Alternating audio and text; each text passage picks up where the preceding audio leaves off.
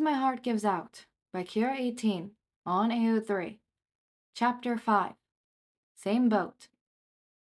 The soft sound of the television news channel filled the silence within the room, a background noise that didn't quite reach Aizawa's ears. Instead, it seemed to echo around him, a constant loop of jumbled words he couldn't quite make anything of. His eyes remained focused on the sleeping figure on the bed, appearing almost peaceful in his slumbered state. The doctors think it would do well if we tried talking to you. Something about keeping the mind stimulated and close to the consciousness. The man muttered in a low voice, almost reluctant to voice his thoughts out loud. I don't know if you can hear me, but I'm gonna give it a shot anyways. Clearing his throat, eyes honing on a particular tube hanging on the IV next to his ward, he spoke. His gaze never strayed from the drops of liquid that, minutely, plunged inside the transparent pipe. Boring, unimportant tidbits of his day, the dinner he had yesterday, the coffee he ordered today, and when he seemed to run out of Tenji's task to describe, he talked about his students, their unyielding determination as they took on their newest challenge, the provisional license exam. That would take place in a month. His words dripped with poorly veiled pride as he spoke of their persistence and their resolve, even though most of them would do so in overtime in order to still be able to come here, to the hospital. When his words stilled and lulled into a silent, static room, he tried something else. His words now felt heavy on his tongue, his mouth forming words, but his voice failing to bring them forth numerous times, opening and closing it soundlessly, before bracing himself and speaking. Why, problem child, he whispered, voice almost buried under the beeping and whirling sounds of the machines around them. Why didn't you tell me? Did I ever make you feel as though you couldn't confide in me? His question, as expected, bared no response. It didn't make it easier to speak into the emptiness. I'm sorry, Izuku, he uttered, voice nearly pleading and bathed in desperation. I'm sorry I wasn't there when you needed me the most. I'm sorry I couldn't save you. His fist clenched in his lap, nails digging into the flesh as his hands trembled. His eyes remained dried, tired, and sunken. He wanted you to know. A soft voice startled him, for once catching him completely off guard. Shinsou, who had been leaning against the open door frame, straightened then, walking the last few steps into the room and onto the chair on the opposite side of the bed. He wanted to tell you everything, but I guess he didn't want to hurt you. You knew, didn't you? You knew about everything? Yes, I'm not proud of it, but I kind of pressured him when he wouldn't talk. I knew something was wrong. If he had it his way, though, none of us would know. The hero student mumbled somewhat bitterly. Who else knows? Todoroki and Bakugo, know about his, illness, but not the whole. He gestured widely with his hands. Then I started to a particularly inconsistent corner of the room. Shadow thing. Is that all? Well, his doctor knows, obviously. His hands, unconsciously, came up to rub at the back of his neck. And I think his old mentor knew. Shinsou paused, racking his brain for old conversation and late-night remnants. Izuku didn't tell me his name, but he used to talk about him all the time. He's the one who trained him. Izuku, he really cared about him. I see. Sensei, Shinsou began, almost hesitantly, voice wavering as he gathered the courage to talk. His chair scraped the floor as he stood up abruptly. The speed of his movements was almost enough to topple his seat as he bowed deeply to his teacher. I'm sorry, he said, voice louder than Aizawa had ever heard it go before. If we hadn't gone against your orders, if I hadn't been there, Izuku wouldn't have ended up like this. He shouted, eyes screwed shut. It's my fault. It's my fault he got hurt. He pushed me out of the way. He saved my life. His voice broke then, words crackling under his barely contained composure. I'm so sorry, he whispered, head remaining bowed, his arms rigid at his side, trembling with tension. Silence met his declaration, and he wondered if his teacher would expel him now. If this was the moment the man would realize how unworthy he was of being called a hero. Soft footsteps were heard as the man got up and crossed the distance towards Shinsou.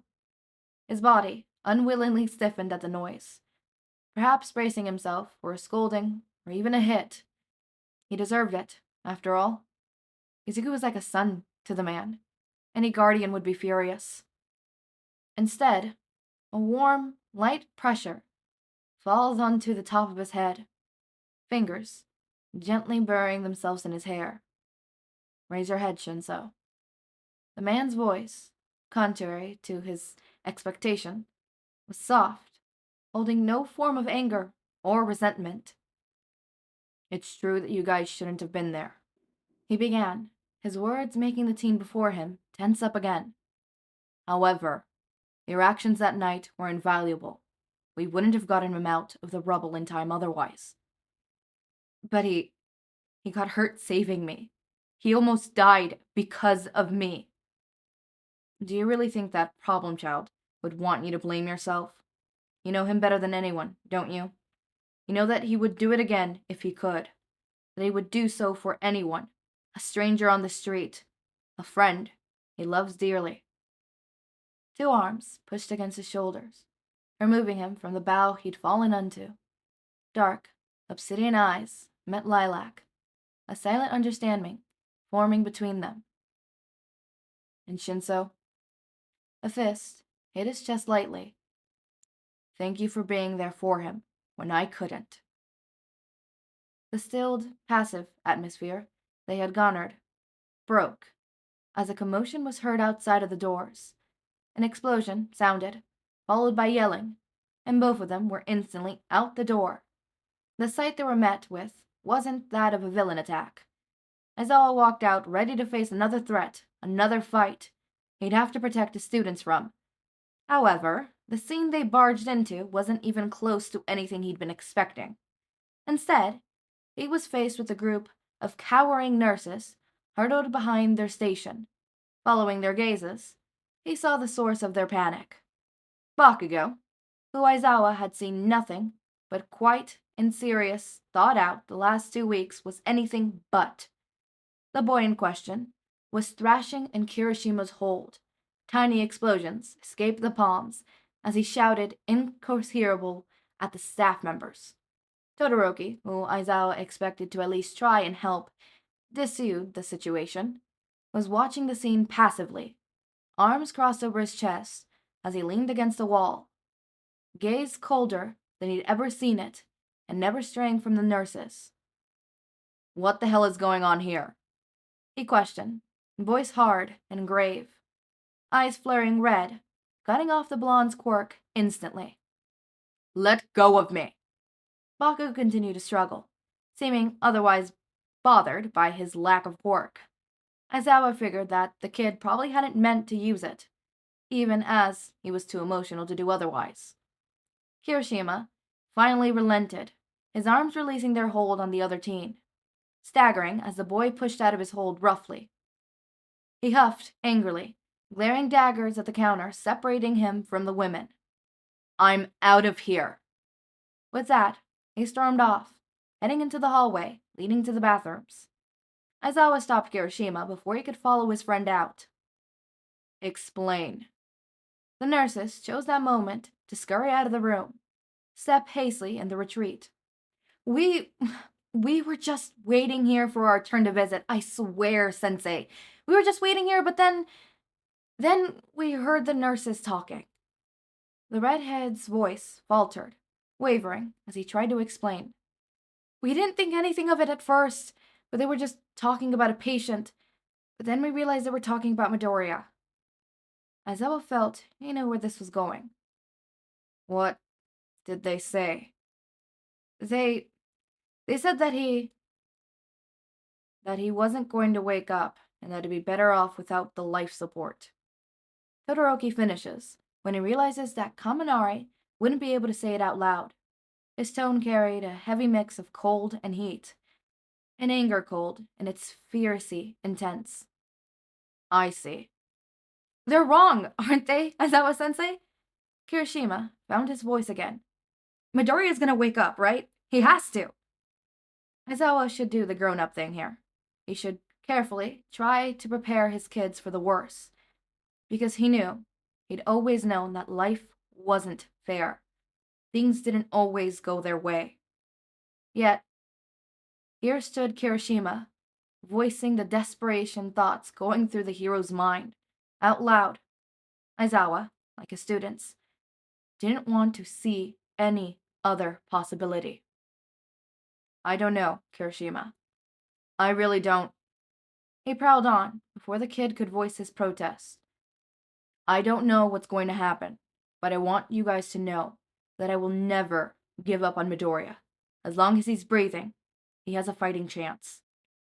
Sensei! Kirishima's voice cracked as he uttered the words, tears welling up in his crimson eyes. Todoroki seemed to deflate next to him, tension leaving his form. He turned to address Shinsou, but he was met with an empty hallway.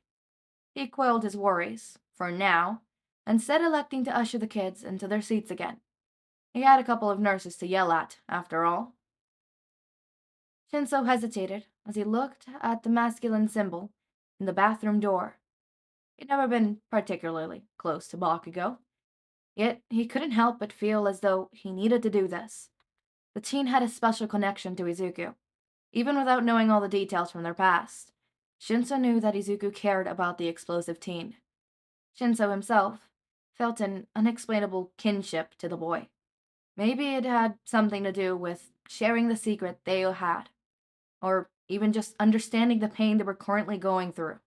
Distinctively, determined, he pushed the door open, instantly making eye contact with fiercely red eyes, watching him through the reflection of the bathroom mirror. The contact lasted only a second before the boy's stare shifted back down, gaze strained on the white sink in front of him. Bakugo's swollen, tear-stained face made something twinge inside his chest. His hair was damped, probably having splashed cold water onto his face. Hands clutched on either side of the sink, trembling in a desperate hold. What do you want, eyebags? The teen growled, not bothering to turn around to face him. I think the name eyebag fits most of us at this point. He huffed out, not sure why he was trying to make light of the situation, when he himself felt like he wanted to break something, to shout and yell at anyone or anything coming his way. Fuck. You're probably right. Bakugo huffed, almost involuntarily. Look, Bakugo, I just wanted to tell you, don't listen to the nurses. There's no way Aizawa would ever let them do anything like that. He's Izuku's guardian. He would never give up on him. And the boy made no move to respond. Shinsou tried something else. Can you come with me for a minute? If you're going to tell me to fucking go home and rest, I'm going to blow you up, eyebags. No, I just... He fumbled to explain himself. I just think it would do you some good to see him, you know? See that he's alive and he's breathing. Fine. Straightening from his semi-crouch position, the teen looked at his reflection blankly before turning around and following Shinsou into the hallway. A comfortable silence settled between them, born out of a mutual understanding. Dull, black, and white pictures of the hospital in different states and time were displayed along the walls. Shinsou's eyes trailed across each one of them as they walked, eager to go back into the room with the living proof of hope they held out for. They rounded the corner, but froze as they were met with a bustling of people running to and from the room. Loud beeping sounds can be heard, along with the voices of panicked staff members, as they fumbled to call the doctor. A code red, a mechanical voice sounded through the speakers. Shinsou's entire world seemed to tunnel then, twisting and turning, until all that was left was a heavy, paralyzing sense of dread and fear. Hurry! I think he's flatlining. Fuck you. Fuck you, fuck you, fuck you! Why? Why? Okay, no, what's the next chapter? What's the next chapter name? Oh, I like that. It doesn't have a name, it's just chapter 6. Oh my god, chapter 6. Oh my god. Okay, I'm calming down. I'm gonna go over my notes. After my notes, I'm going to say an announcement. But note number 1, and my only note is Bakugo, Izuku, not Bakugo. No, not Izuku. I mean, Bakugo, Hitoshi, and Shouta are the 3 that are probably struggling the most in this. I mean, probably Rue. Yeah, probably Rue too. I should probably add Rue there. But I think those 3 specifically are the ones that we are going to see a lot more of the struggle. And I think each one represents a future, past, or present. Like, for example, Bakugo is Izuku's past. Bakugo is Izuku's friend. Bakugo is Izuku's childhood friend. Whether they had a fallout or not, you know, Izuku still viewed Bakugo in such a great, immense light. Izuku still thought of Bakugo as a friend. And obviously, Bakugo is Izuku's past. And then we have Izuku's present, which is Hitoshi. You know, Hitoshi is Izuku's lover. Well, lover sounds so weird. Best friend, right? Not best friend, hold up. They were best friend roommates. Anything but lovers. History hates lovers. Okay, whatever. They were boyfriends, right? I don't know why I let out the homophobic part of myself. I'm not homophobic. I am a homo. I would like to clarify. But no, specifically, Hitoshi is Izuku's boyfriend. Hitoshi is Izuku's probably first love.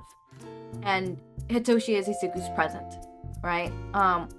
It's his now. And then I like to think of Aizawa as Izuku's future, or what could have been, right? Because if Izuku didn't have this, you know, illness slowly killing him, and if the only thing that was, you know, stopping him from being a hero was the fact that, you know, he's blind and quirkless, I feel like, I feel as though Aizawa would have ended up adopting Izuku. And Aizawa is a representation of Izuku's future and what could have been. What could have. If, you know, this didn't happen, if Izuku didn't die in a couple months. Because even if he lives through this, he's still gonna probably die in a couple months. Major character death is still one of the prominent tags, and it is, ooh, my heart. It's still there.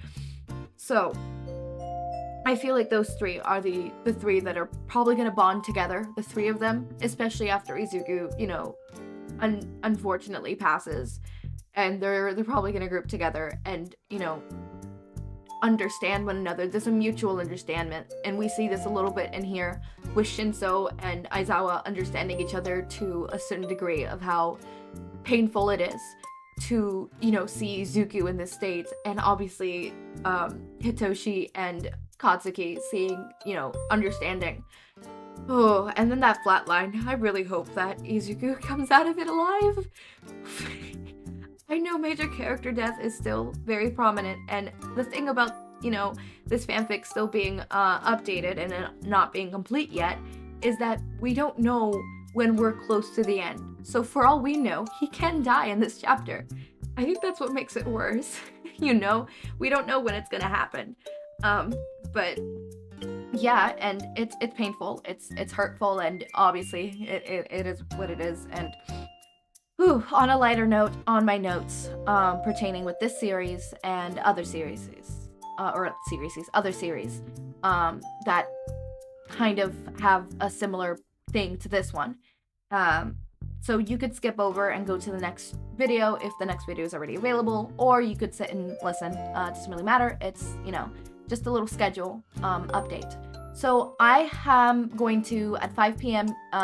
PST, I'm going to start posting fan fictions of fics that are updating. So for example, once I'm finished with this one and I'm all the way at 10 and there's no more, it's gonna then go into the the subscribes area, where every time I see that there has been an update, I will then record that day and upload it at 5 p.m. PST. And that's where it's gonna be. So 5 p.m. PST is going to be dedicated to specifically 3 types of videos, which is going to be one-shots. I'm still working on getting one-shots, so one-shots are going to be an everyday thing. Now I'm switching that from one every week to every single day, which is going to be a little difficult for me because I need to find a lot of one-shots, but I can manage. I have a system to find one-shots. I like the system, you know, it's a good system, but yeah. It's still not going to happen. This new schedule is not going to be implemented until I come back from my trip to celebrate my birthday with my dad. We already, you know, did one for my mom's side of the family, not my dad's side. So once I come back from that trip, I'm then going to be working on getting my schedule fixed up on the regular 3 series videos, and then I'm going to implement this. So as I said, One Shots is going to be one of the series that is going to be posted a lot at 5 p.m. PST or 8 p.m. EST. I don't know about the others. I don't know how to do math, so yeah. Or 7 p.m. CST, if I remember correctly. So the second one is going to be, obviously, what I just said, the updated fanfictions. So whenever there is an update on, let's say, for example, this one, Chapter 11 comes out, I will then upload it on my YouTube the day it gets uploaded, if I realize that it gets uploaded that day, but pretty regularly is what I'm meaning to say. It will get pretty regularly, and hopefully I could keep up with that. Other ones that are going to be uploaded pretty regularly, and that after I'm done with this one, I'm probably going to start doing, is adding to the flock. I'm probably going to have that one take over this one here, and do adding to the flock until we get to the very end of that, and then go on to the next series that is a completed series, and put this one in the burner to when it gets uploaded, to upload. Last time it had 5 parts. It still has 5 parts. It is still not to been updated. 2 more months and it's going to be a year of not updating. So hopefully that does get updated. But yeah. Or another one that's also in that burner, which is Welcome to Your My Hero Academia, which we're still waiting for the next part of the series to get added. Once it does get added and I get permission to podfic that one, I will then do that one. That is the second type of videos that's going to be holding up the 5 p.m. PST slot of my videos. And then the third and final one, which is going to be, if you're an old viewer, you know that I have a type of series called the Fanfic Cloud. It's coming back. If you haven't noticed, all of those got deleted. I deleted them personally. I did not like them. Honestly, those burnt me the fuck out. It's why I stopped doing them. And I came up with a newer, better version of doing them. Fanfic Cloud, specifically fan rec. So I'm going to be recommending fanfictions to you. So I'm going to sit down, I'm going to talk about the fanfic. There's going to be a spoiler-free section where I just talk about how great it was, what I really liked of it, without, you know, major spoilers. And then there's going to be the spoiler area where it's like, all right, if you want to get hella spoilered, or if you don't want to get hella spoilered, kick out right now, and then, you know, give my full review. So it's just going to be, you know, fanfic reviews. And recommendations, because most of them I'm going to recommend.